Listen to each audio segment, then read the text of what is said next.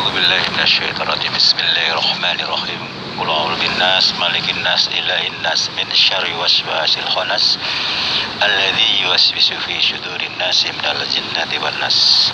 Assalamualaikum warahmatullahi wabarakatuh. Salam jumpa kembali untuk sahabat-sahabat YouTuber serta sahabat media serta para pemirsa yang selalu aktif mengikuti konten-konten Ayah Sadam. Di sini Ayah Sadam akan mengupas tuntas dengan adanya seorang penumpang. Mari kita ikuti sama-sama kisah selengkapnya. Ada apa dengan seorang penumpang menunggu bis trans? Saat itu seorang wanita sedang menunggu bis. Sudah cukup lama menunggu bis, belum hadir juga.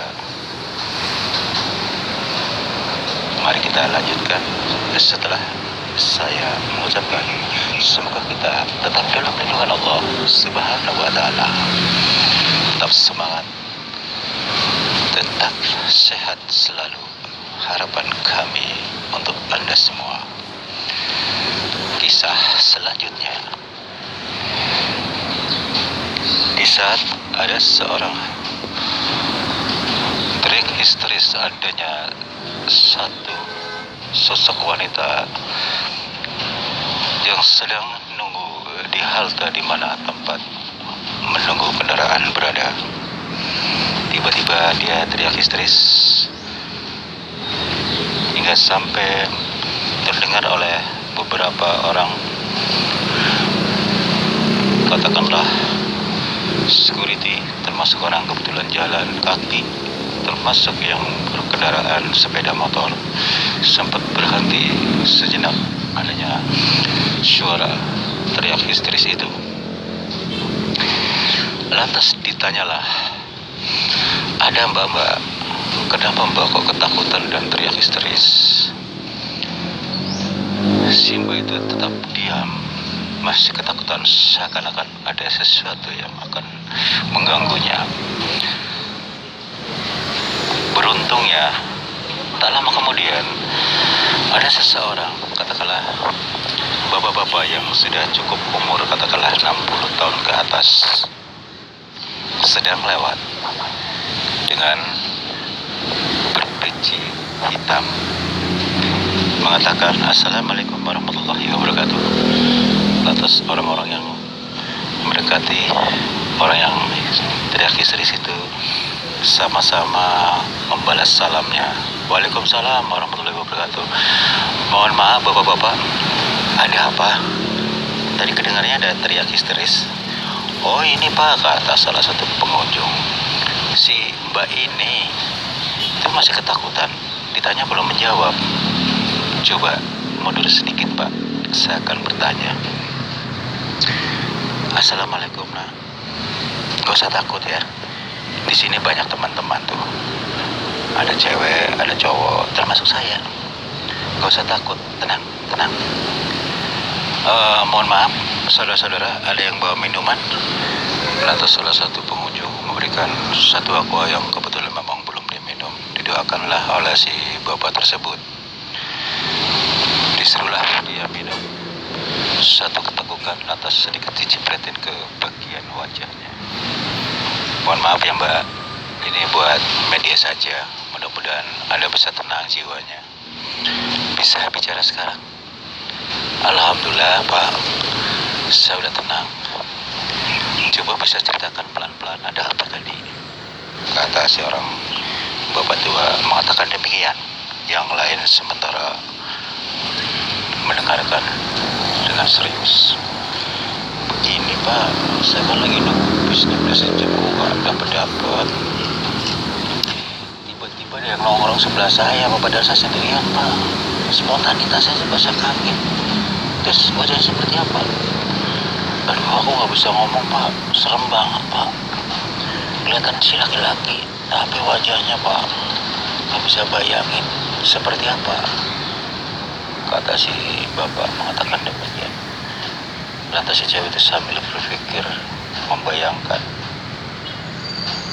seperti leak, Lantas si bapak menjelaskan kembali, jadi tubuhnya manusia laki-laki, wajahnya leak, begitu maksudnya. Kata si bapak tadi mengatakan demikian. Lantas si perempuan itu membenarkan, iya pak, betul betul. Yang bikin serem pak, kata si wanita tadi mengatakan, matanya pak merah pak, lidah yang menjulur panjang, itu yang bikin saya kaget. Orang saya lagi duduk sendirian, tiba-tiba dia nongol di sebelah saya, terus melihat saya melihat kaget wajahnya, matanya merah lebar, lidahnya menjulur panjang. Inna lillahi wa inna ilaihi rojiun, kata si bapak yang tadi baru saja mendoakan melalui perantara air. Begini deh, kalau bisa nanti lain kali jangan duduk sendiri ya. No, lihat pohon di belakang halte. Disitulah memang ada penunggunya. Tidak lepas dari bangsa jin, dia punya peranan manusia leak. Kata si bapak itu mengatakan demikian. Lantas pengunjung-pengunjungnya dengan kalimat senada, ih takut juga ya. Jadi begini saudara-saudara, ini berlaku bukan untuk si mbak aja, ini saksinya mbak yang sudah melihat. Dimanapun kita berada, baca-bacalah, mau salawatkan ke, mau baca surat apa terserah. Jangan diam saja sambil nunggu bis misalnya kayak si mbak ini, supaya kita terhindar dari hal-hal negatif. Bangsa kayak gitu kalau kita banyak zikir, insya Allah hawanya panas, dia nggak berani mendekati kita, insya Allah.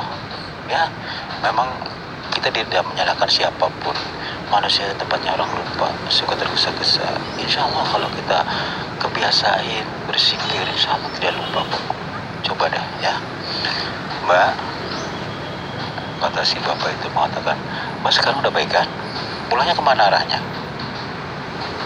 Oh, saya ke pasar minggu pak. Oh, jadi ini mengambil jurusan yang Blok M Cipedak ya? Iya pak, betul. Lantas si mbak itu tiba-tiba ada mobil datang, jalanlah dia antar oleh si bapak tua itu tadi. Begitu dia sudah naik, baru yang pengunjung-pengunjung itu ngobrol dengan si bapak itu karena penasaran. Salah satu laki-laki yang pengunjungnya mengatakan, Pak, boleh terangkan pak yang detailnya pak, gimana pak ceritanya kok bisa ada sesuatu begitu ada di pohon itu, padahal di depan itu kan kantor pak. Lantas si bapak itu menjelaskan, begini adik-adik, untuk keseluruhannya, bahwa yang namanya bangsa jin bisa menyerupai apa aja. Ini masih untung, itu orangnya untungnya ada pergi ya. Ini masih untung dia masih terselamatkan, cuma tidak histeris, dia nggak pingsan. Biasanya orangnya seperti itu kalau nggak ketolong di ruqyah, tadi kan saya udah kasih perantara air doa ya, insya Allah aman dia. Begitu dia tidak histeris, tanpa sadari si jin itu ngikutin dia, cuma nggak bisa dilihat dengan mata. Hanya pertama saja permulaan dia melihat, lidahnya menjulur, matanya memerah, memandangi dia, itu udah salah satu korban. Jadi korban kalau sudah mau jadi inceran dia nyawanya, biasanya dia berpapasan wajah seperti tadi si mbak cerita, terus dibiarkan begitu aja. Orang rumah nggak ngerti misalnya nih, ini soalnya udah pernah kejadian beberapa kali. Dia hanya bisa diantarkan ke dokter, habis ke dokter udah pulang, hanya mendingan saja. Tak lama kemudian, nggak nyampe pagi, dia meninggal. Seperti itu. Karena apa?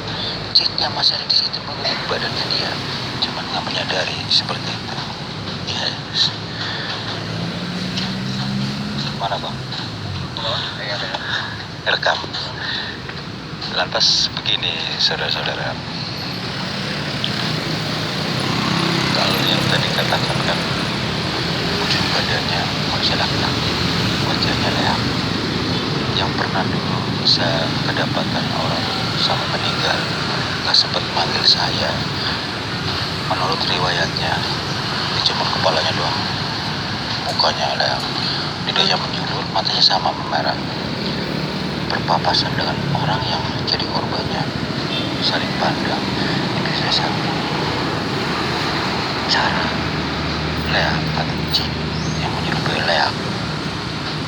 mendapatkan korbannya. Kalau nggak ditolong dengan orang ahli agama, ya sudah. Alhamdulillah insya Allah si bayi itu aman sampai ke rumah dan masuk ke saya juga. Jadi itu sudah kembali ke pohon itu masih ada di situ. Mungkin barangkali di antara kalian ada yang kenal kantor ini. Itu perlu dipindahkan ke tempat semula karena akan mengganggu di halte ini bolak-balik dia. Termasuk bisa saja karyawan-karyawan di kantor itu, kata si bapak itu, atas semua orang-orang yang ada di situ. Serem juga ya Pak ya.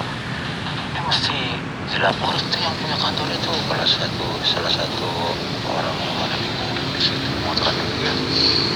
Ya nanti tolong deh dikabar itu atas salah satu orang yang termotor yang kebetulan sudah meninggal. Dia mengatakan itu Pak, itu ada Pak Satpamnya tuh mendekati sini Pak. Lantas salah satu penghuni memanggil Pak Satpam, boleh nanya Pak? Oh ya saya silakan, ada Pak. Ini mumpung ada sesepuh Pak, baru saja ada orang teriak histeris melihat manusia laki-laki wujudnya tapi wajahnya leak. Kalau nggak ditolong bapak ini, kata si salah satu penghuni mengatakan demikian, dia bisa-bisa nyawanya nggak tertolong. Pohon itu dia bersemayam di situ, malah bisa laporan nama bosnya supaya bisa diusir. Bapak inilah bisa dilibatkan untuk mengusirnya. Wah, serem juga ya Pak. Pantesan sering ada terjadi kendala-kendala yang aneh-aneh di ruangan saya, ruang kantor ini, security. Sudah berapa lama Pak? Kata salah satu pengamat. Wah, udah cukup lama, sudah berapa tahun. Terus salah satu bertanya kembali, Pak security, ada nggak selama ini yang kesurupan di kantor itu? Pernah, cuma jarang. Terus panggil orang pintar. Iya. Nah, kalau kepengin aman, kata seorang ahli spiritual, salah satunya adalah, ini bukan untuk orang kantor sini aja ya. Contohnya nih, ini kan dekat halte, baru saja orang hampir saja dia tewas karena dekat pohon itu dengan halte. Dia pulang ke sini karena kantor bapak tidak aman, lebih baik masih diusir secepatnya, kata si bapak tua mengatakan demikian. Lantas seorang security, Pak, minta nomor HP-nya Pak, nanti saya hubungi bapak, saya akan laporan dengan atasan untuk musyawarah. Lantas seorang sesepuh si bapak tadi bertanya lagi, begini Pak, pada saat memanggil orang pintar, apakah dia tidak menunjukkan di mana letaknya ya katakanlah manusia yang ada di pohon ini, apakah dia memberikan tahu? Lantas seorang security mengatakan, tidak Pak, inilah letak pohonnya, hati-hati untuk sementara siapapun yang mendekat ini. Dia bilang gitu, jangan sampai ya ada yang dekat dengan sini, apalagi ketok-ketok pohon ini, dia akan merasa terganggu, tidak segan-segan akan menyambut nyawanya, akan berbahaya. Lantas security itu mengatakan, serem juga Pak ya, sadis ya. Ya, itu bapak kan lagi di sebelahnya pohon itu. Jangan lupa Pak ya, baca-baca zikir apa sebisanya, kata si sesepuh mengatakan demikian.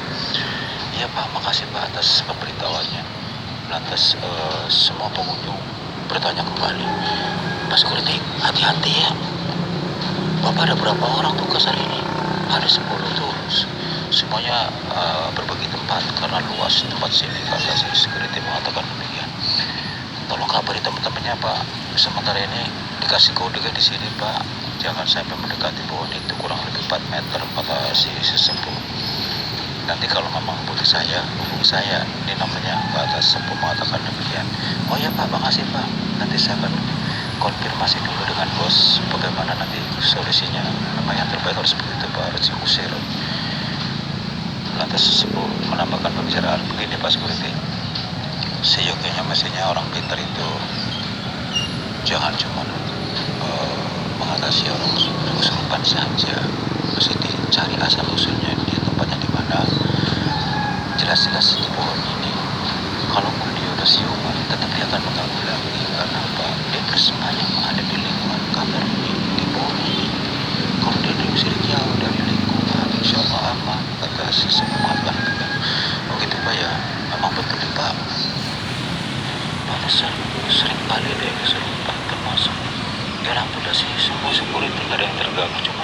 kadang-kadang dibikin aneh di ruang security. Kadang PC bisa bergerak, terus set tasbih suka goyang-goyang sendiri, buku yang harian itu yang di meja suka buka tutup sendiri. Beginilah ceritanya Pak.